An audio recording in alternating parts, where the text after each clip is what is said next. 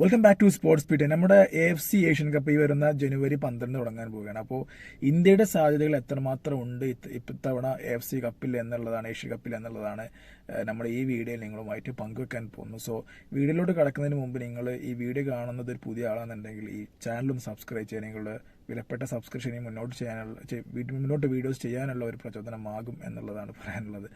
So നമുക്കറിയാം, കഴിഞ്ഞ തവണ ഇന്ത്യ അവസാനമായി AFC ഏഷ്യൻ കപ്പ് കളിച്ചത് 2019. നമുക്കറിയാം, അന്ന് ഇന്ത്യ ഗ്രൂപ്പ് സ്റ്റേജിൽ പുറത്തായി. അതായത് ഇന്ത്യയുടെ ഗ്രൂപ്പിൽ അന്ന് UAE, ബഹ്റൈൻ, അതുപോലെ തന്നെ തായ്ലൻഡിനെതിരായിരുന്നു ഇന്ത്യ ആദ്യത്തെ കളി. 4-1 വിജയിച്ചു. പിന്നീട് ബഹ്റൈനെതിരെയും അതുപോലെ തന്നെ UAEക്കെതിരെ ഇന്ത്യ തോറ്റ് ഗ്രൂപ്പ് സ്റ്റേജിൽ തന്നെ പുറത്താവുന്ന ഒരു അവസ്ഥയാണ് 2019 ഏഷ്യ കപ്പിലുണ്ടായിരുന്നത്.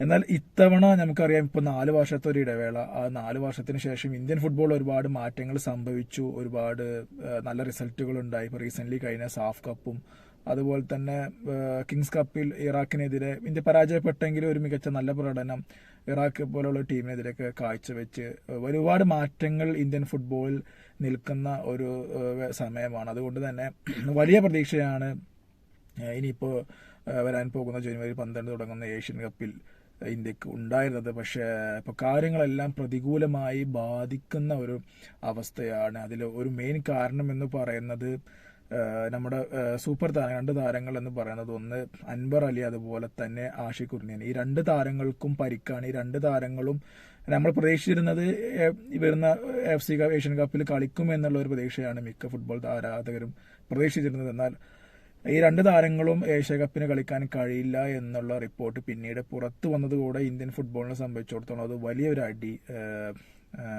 സംഭവിച്ചു എന്നുള്ളതാണ്.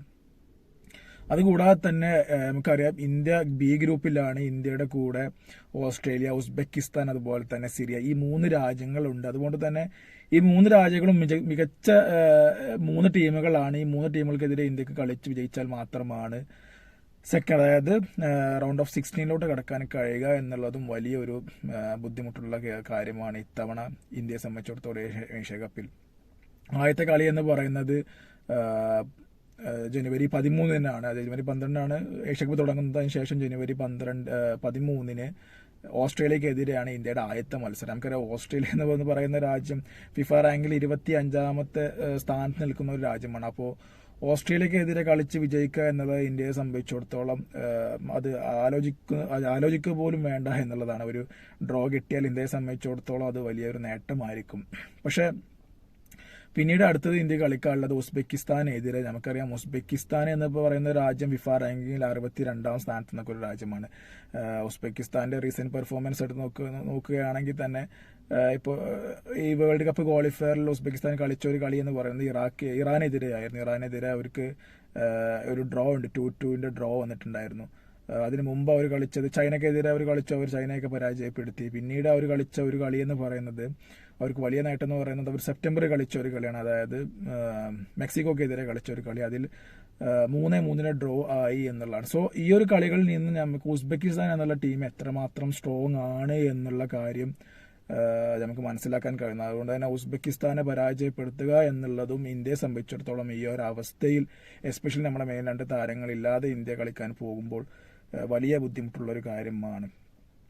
പിന്നീട് അടുത്ത ഒരു ടീം എന്ന് പറയുന്നത് സിറിയ ആകട്ടെ 91ാം റാങ്കിൽ നിൽക്കുന്ന ഒരു രാജ്യം. ഇന്ത്യ ഇപ്പോൾ 102ലാണ്. സോ സിറിയ കമ്പാരിറ്റീവ്ലി മറ്റ് 2 ടീമുകൾ വെച്ച് നോക്കുമ്പോൾ, ഓസ്ട്രേലിയയും ഉസ്ബെക്കിസ്ഥാനെ വെച്ച് നോക്കുമ്പോൾ കമ്പാരിറ്റീവ്ലി സിറിയ ആയിരിക്കും ഒന്നുകൂടെ ഇന്ത്യക്ക് വിജയസാധ്യതകൾ കൂടുതൽ വരാൻ പോകുന്നത്. പക്ഷേ സിറിയയും ഈ പറയുന്ന പോലെ അത്ര എളുപ്പമായിരിക്കില്ല വിജയിക്കുക എന്നുള്ളത്. സോ ഇന്ത്യയെ സംബന്ധിച്ചിടത്തോളം ഗ്രൂപ്പ് ബിയിൽ ഈ 3 ടീമുകളും വളരെ സ്ട്രോങ് ആയിട്ടുള്ള ഒരു ടീമാണ്. അപ്പോൾ ഇതിൽ ഉസ്ബെക്കിസ്ഥാനെതിരെയും അതുപോലെ തന്നെ ഓസ്ട്രേലിയക്കെതിരെ ഡ്രോ നേടുക, അതല്ലെങ്കിൽ സിറിയക്കെതിരെ വിജയം നേടുക, അങ്ങനെ ഒരു 4 പോയിന്റ് അല്ലെങ്കിൽ 5 പോയിന്റ് നേടി ഇന്ത്യക്ക് അടുത്ത റൗണ്ട്, അതായത് റൗണ്ട് ഓഫ് 16 കിടക്കുകയാണെങ്കിൽ ഇന്ത്യയെ സംബന്ധിച്ചിടത്തോളം വലിയ ഒരു നേട്ടമായിരിക്കും. പക്ഷേ അതൊരു വലിയ ചാലഞ്ചുള്ള കാര്യമാണ് എന്നുള്ളതാണ് ഇപ്പോൾ ഇന്ത്യയുടെ ഒരു അവസ്ഥ എന്ന് പറയുന്നത്. അതുകൂടാതെ തന്നെ നമുക്കറിയാം, ഇപ്പോൾ ISL നടന്നുകൊണ്ടിരിക്കുകയാണ്. ISLൽ ഇതുവരെ ടീമിന് ഒരു 30 അംഗ ടീമിനെ പ്രഖ്യാപിച്ചു AF. പക്ഷേ ടീമിന് ഇതുവരെ ഒരു ക്യാമ്പോ കാര്യങ്ങളോ തുടങ്ങാൻ കഴിഞ്ഞിട്ടില്ല. ഇനി ആകെ കുറച്ച് നാളുകൾ മാത്രമേ ഉള്ളൂ. പക്ഷേ ടീമിനെ ഇതുവരെ ഒരു ഫൈനൽ ടീമോ അല്ലെങ്കിൽ അതിനുള്ള ക്യാമ്പോ ഒന്നും തന്നെ തുടങ്ങിയിട്ടില്ല എന്നുള്ളതും ഇന്ത്യയെ സംബന്ധിച്ചിടത്തോളം വലിയ ഒരു തിരിച്ചടിയാണ്. ഇത് ഇപ്പോൾ ഇതിങ്ങനെ കണ്ടിന്യൂ ആയി ഇപ്പോൾ ഏഷ്യൻ ഗെയിംസിൽ ഇന്ത്യ ഫുട്ബോളിനെ അയച്ചു. പക്ഷേ അവിടെ ഒരുപാട് പ്രശ്നങ്ങളുണ്ടായിരുന്നു. ഇതിങ്ങനെ കണ്ടിന്യൂ ചെയ്യുന്ന ഒരു അവസ്ഥയാണ് എല്ലാ ടൂർണമെന്റിനും ഇന്ത്യ പോകുന്ന സമയത്ത്. പക്ഷേ ഇത് കണ്ടിന്യൂ ചെയ്യുകയാണെന്നുണ്ടെങ്കിൽ നമ്മൾ ഏത് ടൂർണമെന്റിന് പോയാലും അല്ലെങ്കിൽ ഏതൊരു വലിയ ഇവന്റിന് പോയാലും ഇന്ത്യയെ സംബന്ധിച്ചിടത്തോളം ഒരു മികച്ച പെർഫോമൻസോ അല്ലെങ്കിൽ പ്രകടനമോ കാഴ്ചവെക്കാൻ കഴിയില്ല എന്നുള്ളതാണ് കാണാൻ കഴിയുന്നത്.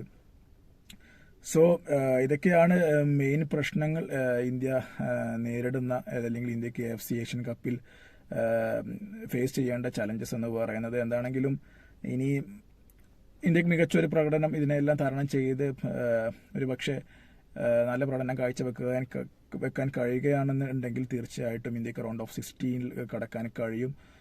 അതങ്ങനെ തന്നെ സംഭവിക്കട്ടെ എന്ന് പറഞ്ഞുകൊണ്ട് വീഡിയോ അവസാനിപ്പിക്കുന്നു.